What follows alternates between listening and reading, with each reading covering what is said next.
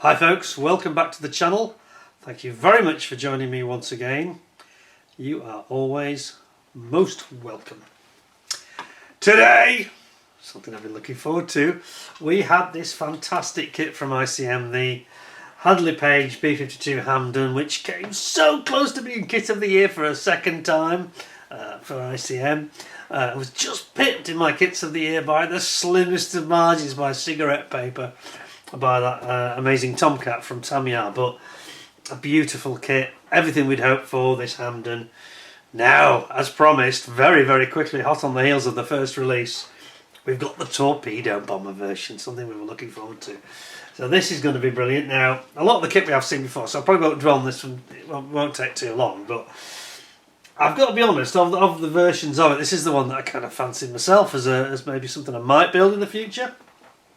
Let's take a look. So it's kit number 48 scale, of course. It's kit number 48353.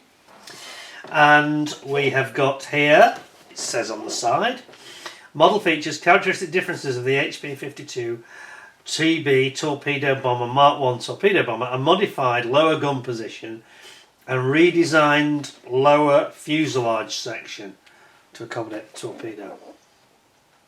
Includes a Mark 12 torpedo and a trolley, and the Decal markings included for 4 different aircraft, and here they are on the side.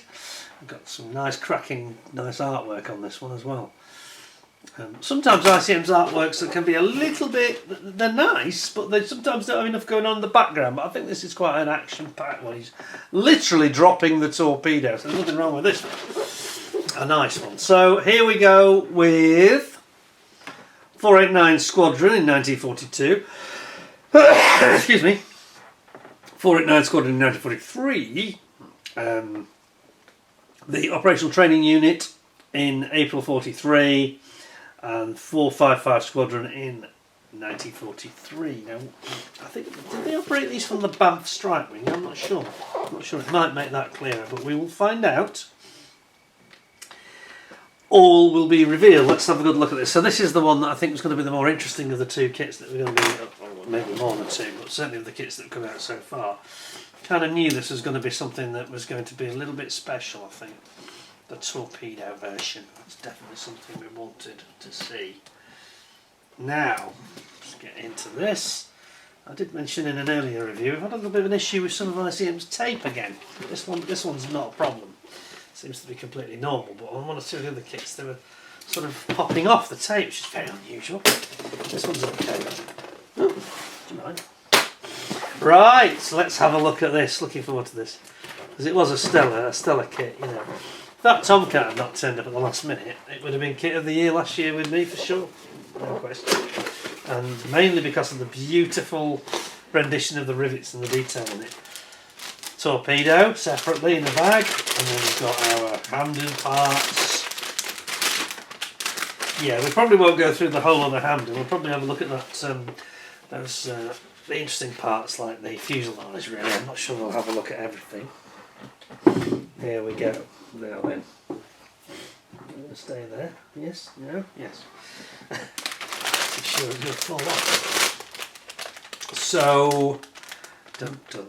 Yes, it's going to be this. I think this, of the 2 bags, it's this part. It's these parts that are not going to be the same. We'll have a look at them anyway, I think. Because it is an important kit, and yeah, I think it's something that's going to interest everybody. So let's have a look. It says, by late 1941, the use of the Hampden Hampden as a torpedo bomber was proposed. Converting the bomber into a torpedo bomber required the configuration of the ventral gunner's position, modification of the rear part of the bomb bay, changes to the position of the movable bomb bay doors, and installation of a special torpedo mounting. Of course, by this time, 1941, they realised it was pretty much obsolete as a bomber. You know, and they were already bringing in the Mosquito and things like that. And the Wellington and the Hampden were becoming increasingly outdated, you know, especially the Hampden, I think. So it was a very sensible move, a really ideal sort of transition for it to take and evolve into something else, you know, instead of wasting them. It says, in total, 144 aircraft were converted in this way to the torpedo bomber role. This modification was designated HP-52 Hampden TB.1. Torpedo bombers served in 5 Coastal Command squadrons number 144, 408, 415, 489 and 455, which operated over the waters of the North Sea and the Arctic. I was going to say the Atlantic then, I was going to say. Probably not the range for that. So,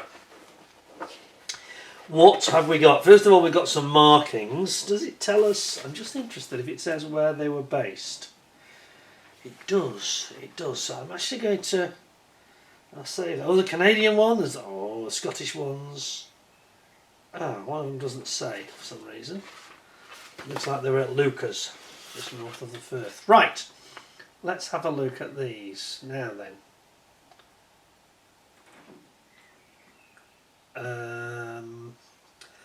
Yeah,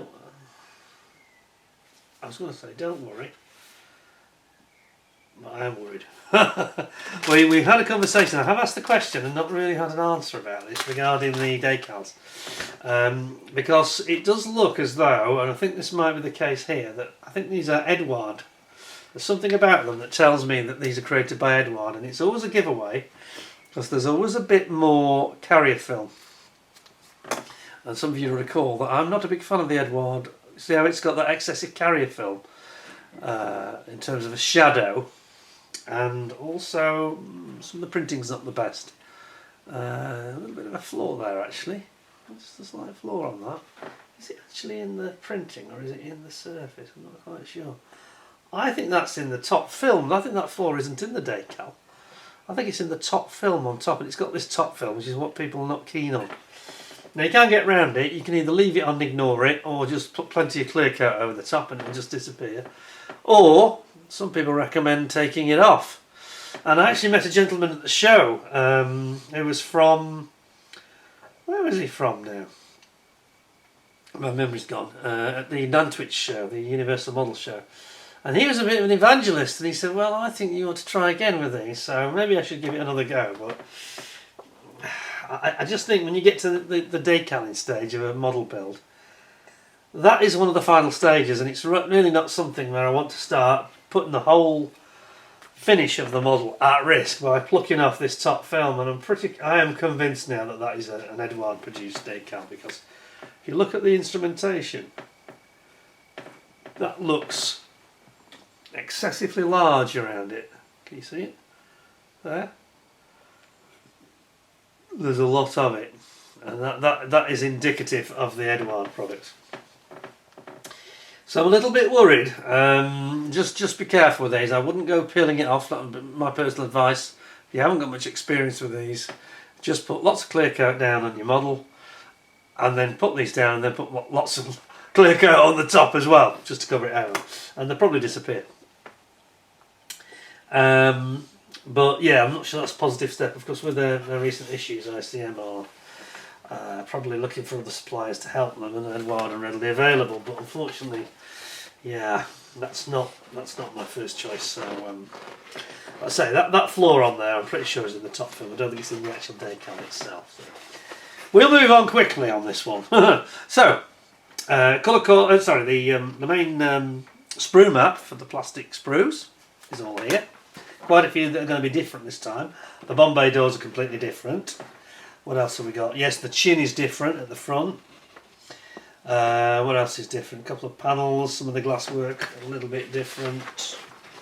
What else? Obviously the bomb load, got no bombs. There's actually a bomb sprue in here. That surprises me they've included that actually. I don't know why they bothered, but anyway. And just one or two minor differences, isn't there really? So I was right, the bit with the engines is exactly the same, that's unchanged. The wings are unchanged, completely unchanged. It's all about the fuselage, isn't it? And we can see, if you just flick through, because I don't need to go through all of it, because we have seen quite recently my review. I think what's interesting is really when we get to this stage, I think it's when it starts changing here. When we flip it upside down, you can see it's a bit different. It's got a different profile completely to accommodate this torpedo, and I got like a different cradle that holds it in. The Bombay is different, and You can see here the torpedo itself going in there. It's got fairly small Bombay doors actually. I think they're a lot more subtle, but it's got this deeper, almost like a keel to the underside of the fuselage. And that's the main difference, isn't it, really, in terms of the instructions. So we just flick forward to the end, and we'll have a look at what we've got then. So we've got a lot of 62 clear parts that you've got to mask. I think you want to get a mask set for that, really. Just give you quite a clear. It's got good directions, good explanation for it all though. Quite clear instructions. It's just the cutting out of it that's going to be a right nightmare. I'm sorry, but that's just for me. That's too much. If it's under 15, you know, or 20 maybe. When we get to 62, I think that's, with all those shapes, I think that's a no-no. So I'd get a mask set if I were you. But anyway, here we go. So we've got the 489 squadron. It doesn't say where, and I've got a sneaky suspicion it might be Banff. I could be wrong. It doesn't say on this one. And it's got that Banff strike wing sort of colour scheme to it as well. Then we've got the training unit, the OTU, Operational Training Unit at Patricia Bay in Canada in April 1943. My friend Steve in Canada, he'll like that one. That's definitely one for him. And then over here we've got the RAF Lucas in 1943. This is 489 Squadron. So this is just north of Edinburgh, across the Solway Firth. Lucas. And again Lucas with this sort of Coastal Command colours. White sides and underside. And the grey top. Very nice. Excuse me. My asthma has flared up again because we've had some mild weather, then we've had some wet weather, now some cold weather again. It's playing havoc with me. Let us see what the parts are like then. So I think we'll not open everything. We're going to focus on what we know is different. And that's not that bag there, so then ignore that one. And this one is going to be the bag. Let's start off by looking at the torpedo, which I think is going to be quite cool.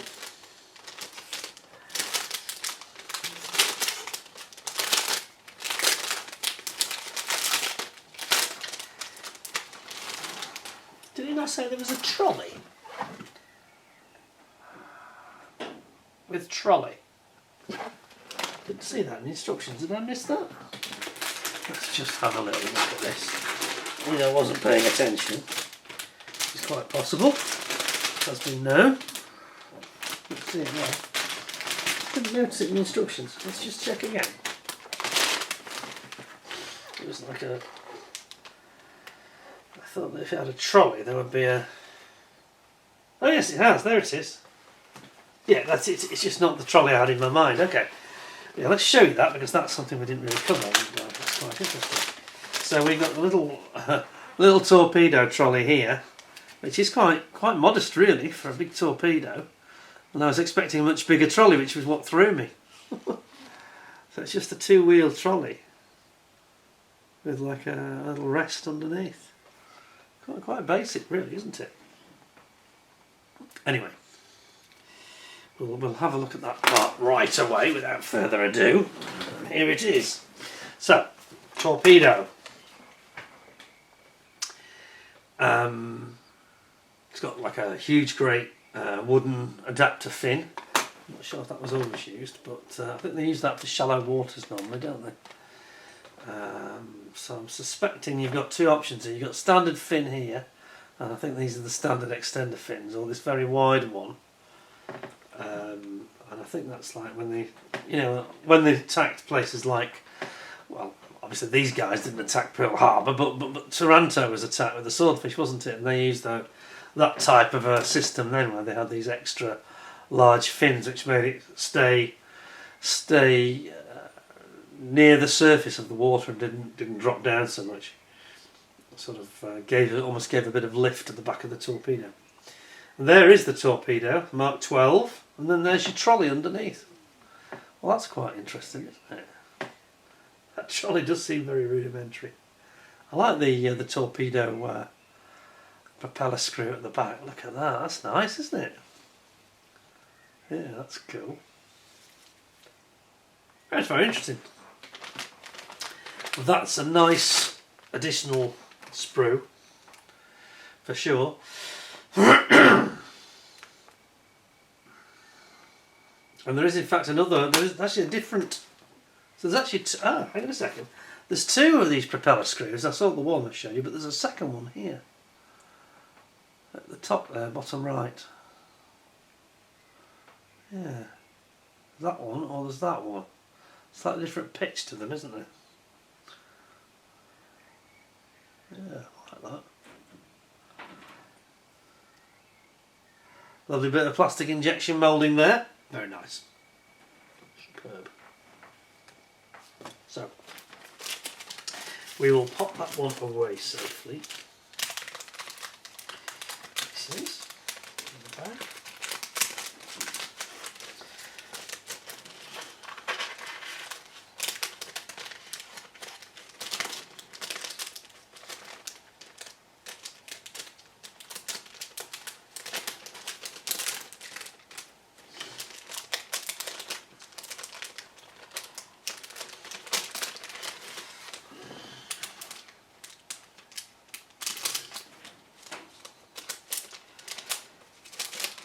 Go in. It's just these resealable bags. They like to grab on because they've got that sticky, haven't they? It doesn't take much for them to just sort of reach onto any part that just happens to catch on the adhesive, and off it goes.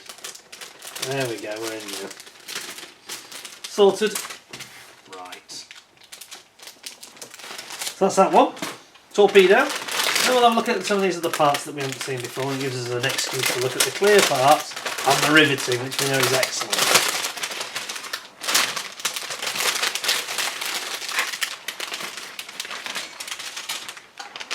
Right, so clear parts. It's got some different optional parts here. Let's have a look at the clear parts first, yeah, because that's going to be fun. So I think I know which way this review's going already. I think the only concern I've got with this model is those decals. I'm a little bit concerned for ICM. I'm not sure that they are. If they're going to partner with Edward, I don't think the current time is a good time for them. I appreciate they might have to for their own issues, but I just think that Edward's decals. You saw that there was a minor quality issue with it already. Some question about the printing quality or the surface quality as well. So.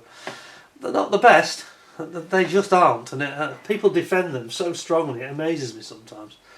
You know, your average cartograph decal is much superior, it's got to be said. But look at these, aren't they beautiful? That young chap has had his polishing stick out again, his bamboo stick, polishing his tool. He's done a fine job, look at it. It's nice, isn't it? And this is the starboard and port side of the front. Flawless they are, flawless. So that's that one.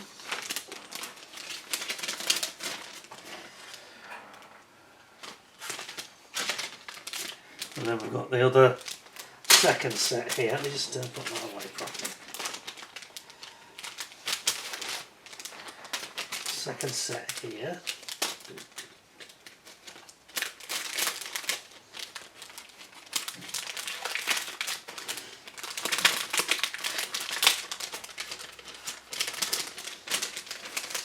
Here it is, that's beautiful. I think this is including some of the parts that are slightly changed over the standard kit, I think. And again, you know, they've got, oh actually there's actually a scuff on that. There's a scuff there, I think it's on the outside. Yes, it's on the outside rather than the inside. Just a tiny scuff, yeah. That's a handling issue. A little scuff. Just down the middle here. It's not, I don't think it's in the mould, I think it's just been handled a little bit roughly before it was bagged. But again, the clear parts are absolutely beautiful. They're so crisp and so well formed, you know. And look at that. They're just lovely, aren't they? Yeah, that scuff is tiny. It just needs a little lick of polish on that and that'll come out. Won't take anything to get rid of it at all. So,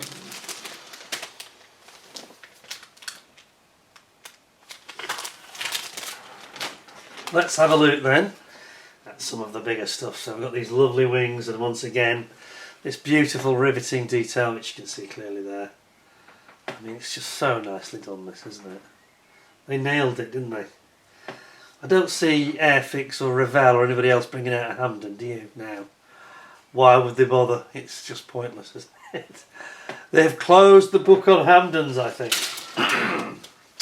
Now here we go with the interesting alternate parts, he says. Actually, the alternate parts are on a separate sprue. So this is actually the standard sprue, actually, I think, for the Hampden. And it's the bulging Bombay underneath, which has actually got this added slightly different Bombay door. So it's got like a little window in it. And the gunner is completely different, the gunner position. Let me just show you. This is this is all the torpedo related modified Bombay doors. Excuse me.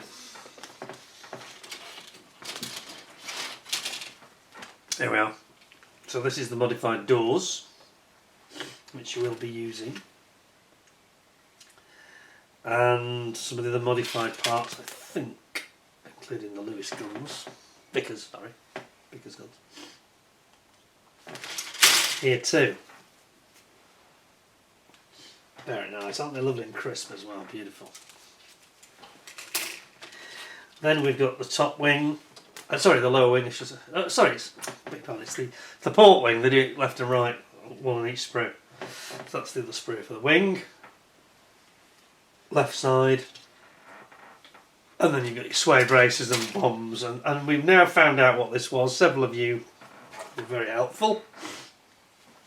Last time I made a comment about this, about the fact that it looked like a parachute end here, which is exactly what it is. And it's an aerial sea mine. That's what it is, this thing. It's not a torpedo like I thought. A sea mine. So there we have it.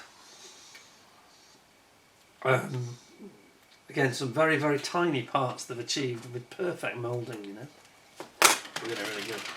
Especially when you consider the situation that they're in at the moment. We had this difficult anniversary last week when I was recently talking about it. And yeah, we wish them all the best, of course. And to all those guys in Ukraine. Let me just get this back in without making too much fuss. Yes! It did. It went straight in this time.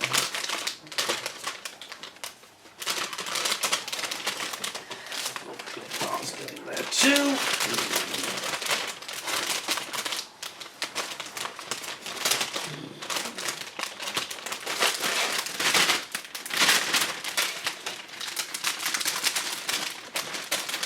They're very crinkly, I know. The crinkliest, noisiest bags in the world, aren't they? But they're good bags. And then here we've just got the parts that we won't go through this because it's just really the engine parts and the gear and basically some of the internal components, which are the same as the one on the standard Hampden. So there we go. So I didn't go into everything because I don't think it's necessary. It's beautiful, quite frankly, and I like it with that torpedo and the revised version. That is really nice kit, actually. Yeah, as I said, my only concern about that kit is those decals. So I'm not sure. I wonder if anybody else has got them. If anybody else gets this kit, let me know what your decals were like. They have that little flaw that you can see on that roundel. So I'm going to give it 9.75. I've just got this concern about the decals, but apart from that, it's a beautiful kit. Really nice, you know. Plastic's 10 out of 10, no question at all. Beautiful. Thank you very much to ICM for supplying that. I can definitely see me maybe having a go at building that and doing a Coastal Command version, I think. It's not that they don't, you know, they've got a torpedo bomber that is actually in the RAF normal camo colours, but I guess it's probably the training unit, isn't it? Yeah, it is in fact, yeah. But it's a beautiful, beautiful kit. So thanks to them, and thank you to you for watching. Don't forget to please give us a 10 out of 10 with a thumbs up, give us a like. And don't forget to subscribe if you haven't already. Don't forget my other YouTube channel, Peter Goes Rogue. Recently we had a monumental rant about potholes. Yeah, and that's quite a serious issue where I live, because it turned out that the day after I'd filmed that and shown it on YouTube initially, we found out we were the second worst area in the whole UK. It's really disgraceful, you know, real problem. So that's worth watching. That's a proper angry rant. And if you like angry rants from me, that's definitely the video for you. And anyway, we'll be along with something more from ICM and more updates on the Mosquito very soon. In the meantime, thank you very much for watching. Stay well, stay safe, look after yourselves, and until next time, get yourself one of these. I think it's retailing for around about the £55–60 mark, and I think that's quite good value for that kit. I wonder if they're going to bring out a crew on this one. That might be something that might come in the future. That'd be cool. We shall see. Stay tuned. You'll hear it here first. Anyway, thank you, and until we meet again, take care of yourselves. Thanks a lot, and bye for now.